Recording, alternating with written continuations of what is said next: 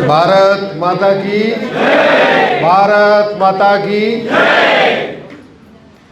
जिन लोगों का घुटना ठीक है वो लोग इधर सामने आ जाएं। जिनके घुटने गड़बड़ हैं वो कुर्सी पे बैठे, और जिनके जिनके घुटने ठीक हैं वो कुर्सी छोड़ के आगे आ जाए।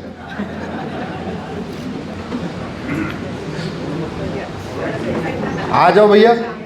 कोई भी बहन और कोई भी बेटी खड़ी न रहे। एक बहन वो पीछे खड़ी है, इधर आगे आओ। बहन बेटियों के लिए यत्र नारस्तु पूज्यते रमन्ते तत्र देवता।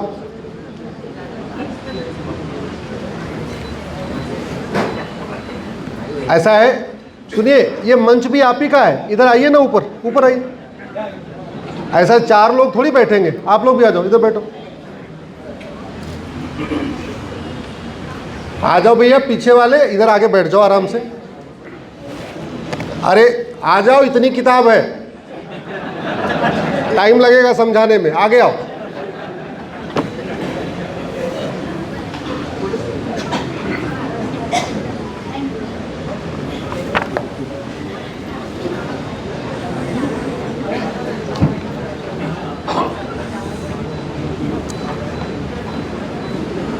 कुछ लोग मंच पे भी बैठ जाएं, कोई दिक्कत नहीं, जगह खाली है ना, इधर बैठिए रहो, बैठ जाए सब लोग। इधर आगे भी जगह खाली है, इधर बैठ जाए। कोई खड़ा ना रहे, आप खड़े रहेंगे तो मुझे तकलीफ होती रहेगी। आप बैठ जाइए।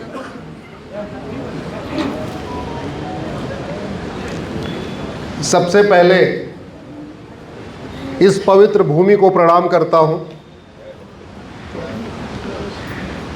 छत्रपति शिवाजी महाराज को प्रणाम करता हूं।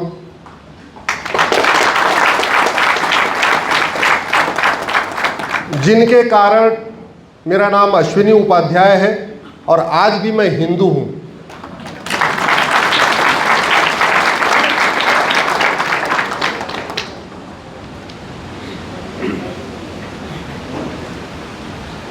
इस पवित्र भूमि ने सनातन धर्म की रक्षा के लिए एक से बढ़कर एक महापुरुषों को दिया है।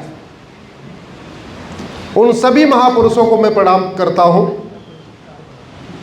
शाहू जी महाराज को प्रणाम करता हूं, वीर सावरकर जी को नमन करता हूं, बाबा साहब अंबेडकर को नमन करता हूं, परम पूज्य हेडगेवार साहब को प्रणाम करता हूं, गुरु गोलवरकर जी को नमन करता हूं, महात्मा ज्योतिबा फुले जी को नमन करता हूं, लोकमान्य तिलक जी को प्रणाम करता हूं और चापेकर बंधुओं को सत सत वंदन करता हूं।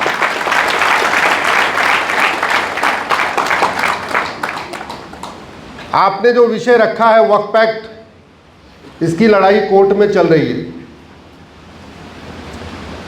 अब देखना यह है कि पहले कोर्ट इसको खत्म करता है या पहले इसको पार्लियामेंट खत्म करता है। खत्म तो होगा, यह गारंटी मेरी है।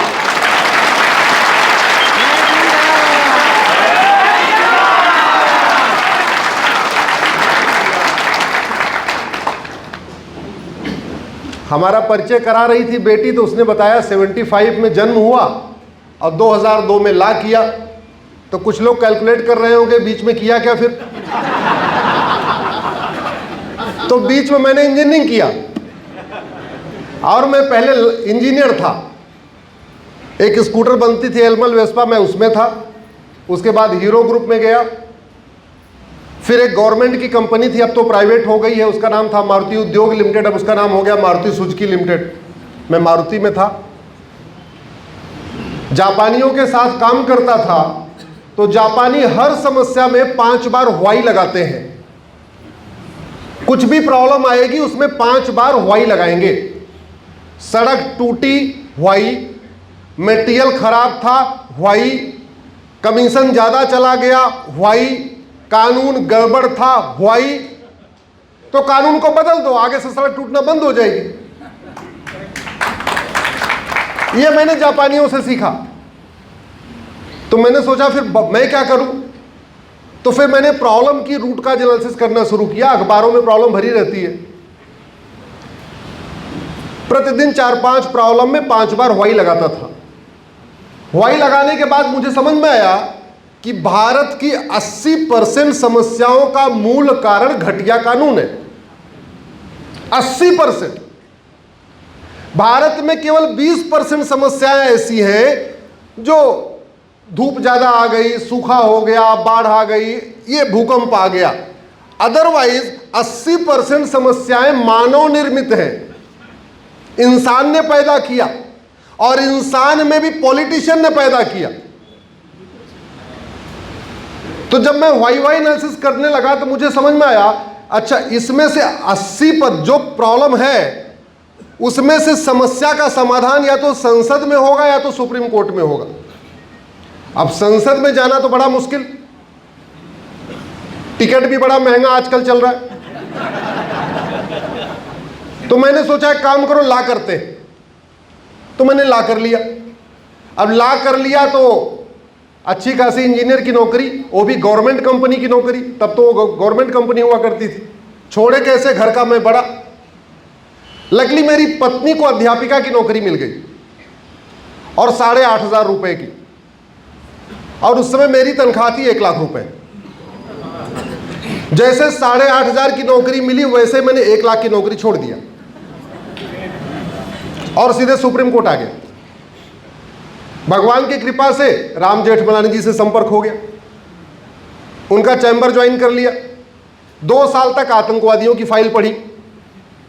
जेठमलानी जी के पास सारी वैसे फाइल, दाऊद इब्राहिम की फाइल, छोटा शकील की फाइल, भारत के जितने हत्यारे आतंकवादी, सारी फाइलें उनके पास थी।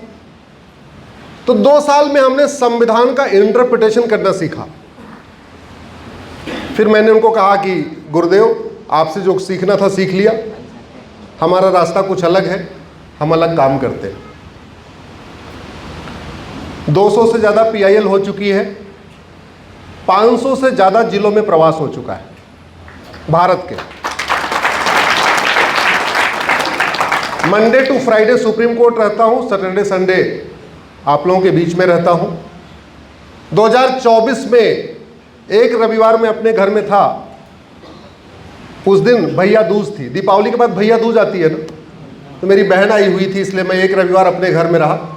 बाकी 51 रविवार और 51 शनिवार में देश में घूमता रहा और 122 जिलों में गया 2024 में।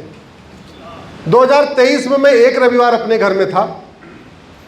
12 नवंबर को उस दिन दीपावली थी। रेस्ट 1151 सैटरडे संडे में देश में घूमता रहा। 2023 में 115 जिलों में गया था। 2022 में मैं 3 रविवार अपने घर में था, क्योंकि एक रविवार को होली थी, एक रविवार को दीपावली थी और एक रविवार को कोई और त्यौहार था। रेस्ट 49 सैटरडे संडे आप लोगों के बीच में रहा। अब ये दिनचर्या हो चुकी है। 800 जिलों में से 200 जिलों में प्रवास करने का कारण ये नहीं कि मुझे घूमना अच्छा लगता। साल में एक संडे घर में रहने का कारण ये नहीं कि मुझे अपने बाल बच्चों से लगाव नहीं है। मुझे अपने बच्चों की भी चिंता है और आपके बच्चों की भी चिंता है।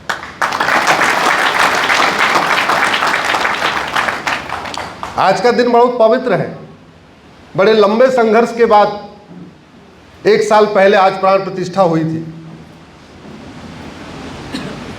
उस केस में एक सुन्नी वक्फ बोर्ड था, एक शिया वक्फ बोर्ड था और बाकी हिंदू पक्ष थे।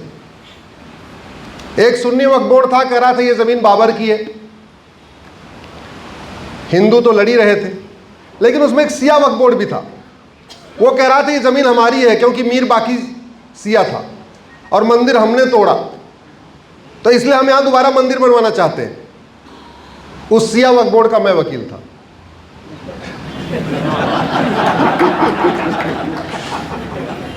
उस शिया वक्फ बोर्ड का मैं वकील था जो कह रहा था कि बाबर, चूंकि मीर बाकी जो बाबर का सेनापति था, जिसने तोड़ा था, वो शिया था, तो शिया वक्फ बोर्ड के चेयरमैन उस समय वसीम रिजवी जी हुआ करते थे।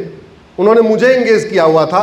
हमने ये कहा कि न ये सुन्नी वक्फ बोर्ड को मिलना चाहिए, न ये हिंदुओं को मिलनी चाहिए। हम मीर बाकी के वंशज हैं, हमको मिलना चाहिए। हम यहाँ भव्य मंदिर बनाएंगे।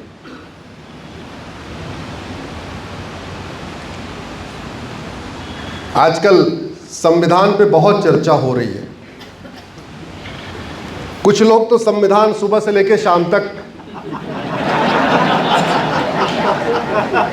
और एक बार चेक किया तो पता चला अंदर सफेद पन्ना था, लेकिन हमारा वाला असली है।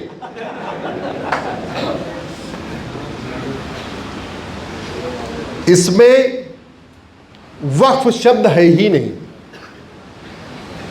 भारत के संविधान में WAQF नाम का शब्द ही नहीं है, और इसके बावजूद वक्फ बोर्ड बन गया।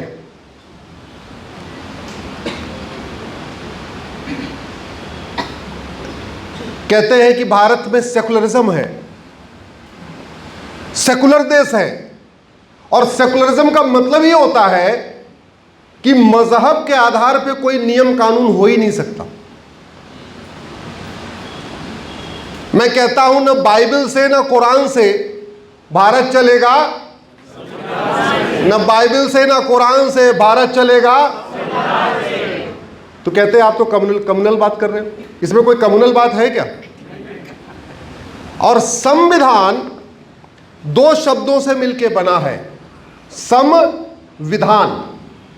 ऐसा विधान जो सबके लिए समान हो, उसको क्या कहते हैं? जोर जोर बोलते रहेंगे तो बढ़िया रहेगा, इंटरेक्शन बना रहेगा। ऐसा विधान जो सबके लिए समान हो, उसको क्या कहते हैं? संविधान। तो ना बाइबल से ना कुरान से भारत चलेगा, और संविधान कहता है मजहब के आधार पे न नियम होना चाहिए, न मजहब के आधार पे कानून होना चाहिए, न मजहब के आधार पे मंत्रालय होना चाहिए, न मजहब के आधार पे आयोग होना चाहिए, न मजहब के आधार पे बोर्ड होना चाहिए, न मजहब के आधार पे ट्रिब्यूनल होना चाहिए। कुछ होना नहीं चाहिए मजहब के आधार। और स्पेशली कहा गया चूंकि विभाजन हो चुका है मजहब के आधार पे, तो अब दोबारा मजहब के आधार पे कुछ नहीं होगा। लेकिन देश के साथ गद्दारी देखिए कितनी बड़ी किया। 1954 में पहली बार नेहरू जी ने कानून बनाया, वक्फ एक्ट। उसके पहले वो कह रहे थे, कहीं कागज में नहीं है, कि हमारे पास 50,000 एकड़ जमीन है। जैसे नेहरू जी ने कानून बनाया, वैसे जमीन बढ़ना शुरू हो गई। इंदिरा जी ने उसको और मजबूत किया, और जमीन पे कब्जा शुरू हुआ। राजीव गांधी ने और मजबूत किया, और कब्जा शुरू हुआ। 1995 में नरसिम्हा राव ने उसको और खतरनाक बनाया, और कब्जा शुरू हुआ। 2013 में अभी कुछ दिन पहले जो गए हैं मनमोहन सिंह जी ने उसको और खतरनाक कानून बना दिया, तो और कब्जा शुरू हुआ। और कब्जा इतना हो गया कि आज की डेट में भारत के 10 लाख एकड़ जमीन पे वक्फ बोर्ड ने कब्जा कर लिया। 1950 में कितने जमीन पे कब्जा था? 50,000। आज कितने जमीन पे कब्जा है? 10 लाख। 9.5 लाख एकड़ जमीन पे कब्जा हो गया। मालदीव का क्षेत्रफल 75,000 एकड़ है, और भारत में वक्फ बोर्ड ने कितनी जमीन पे कब्जा किया हुआ है? इसका मतलब 13 मालदीव बन जाएगा वक्फ बोर्ड की जमीन पे। इसके बाद भी 50,000 एकड़ जमीन बची रहेगी। सिंगापुर का क्षेत्रफल 1,80,000 एकड़ है, यानी भारत में वक्फ बोर्ड की जमीन पे 5 सिंगापुर बन जाएगा, फिर भी 1 लाख एकड़ जमीन बची रहेगी। बहरीन का क्षेत्रफल 1,90,000 एकड़ है, और भारत में वक्फ बोर्ड ने कितने जमीन पे कब्जा किया है? यानी भारत में 5 बहरीन बन जाएगा वक्फ बोर्ड की जमीन पे, फिर भी 50,000 एकड़ जमीन बचेगी। हांगकांग का क्षेत्रफल 2.5 लाख एकड़ है, यानी भारत में वक्फ बोर्ड की जमीन पे 4 हांगकांग बन जाएगा। डेनमार्क का क्षेत्रफल 3,35,000 एकड़ है, यानी भारत में वक्फ बोर्ड ने जितनी जमीन कब्जा किया है, इसके ऊपर 3 डेनमार्क बन जाएगा। फिनलैंड का क्षेत्रफल 3,90,000 एकड़ है, यानी भारत में वक्फ बोर्ड की जमीन पे 2 फिनलैंड बन जाएगा और 2 मालदीव बन जाएगा। मॉरिशस का क्षेत्रफल 5 लाख एकड़ है, इसका मतलब भारत में वक्फ बोर्ड की जमीन पे 2 मॉरिशस बन जाएगा। लग्जमबर्ग 6 लाख एकड़, साइप्रस 8 लाख एकड़, जॉर्जिया 9 लाख एकड़ और वक्फ बोर्ड दुनिया के 50 देशों का क्षेत्रफल 10 लाख एकड़ से कम है। और यह पाप किसने किया? उन लोगों ने किया जिन्होंने संविधान की शपथ लिया था कि हम संविधान के अनुसार देश को चलाएंगे। डॉक्टर का काम जिंदगी देना है या जिंदगी लेना? जोर से बोलिए जरा। और अगर कोई डॉक्टर वेतन भत्ता ले रहा हो और दवाई दे दे के लोगों को मार रहा हो तो वो डॉक्टर क्या कहलाएगा? देशद्रोही, गद्दार, मक्कार। यह काम किया गया है।